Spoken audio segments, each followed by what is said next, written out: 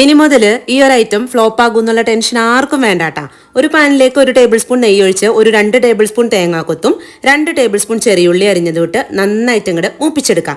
ഇനി ഒരു ശർക്കരപ്പാനി റെഡിയാക്കാനായിട്ട് 2 അച്ച് ശർക്കരയിലേക്ക് 1/4 കപ്പ് വെള്ളം ഒഴിച്ച് അത് റെഡിയാകുന്ന സമയം കൊണ്ട് 250 ml കപ്പിന് 1 കപ്പ് പച്ചരി 5 മണിക്കൂർ വെള്ളത്തിൽ കുതിർത്തിയ ശേഷം കഴുകി വെള്ളം കളഞ്ഞ് മിക്സി ജാറിലേക്ക് ഇട്ട് കൊടുക്കുന്നുണ്ട്.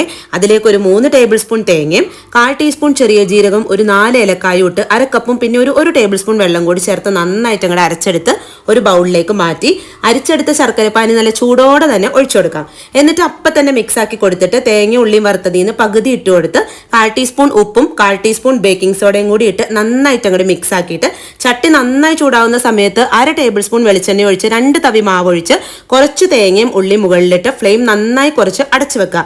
ഒരു 4 മിനിറ്റ് കൊണ്ട് തന്നെ നന്നായി വെന്ത് കിട്ടും കേട്ടോ.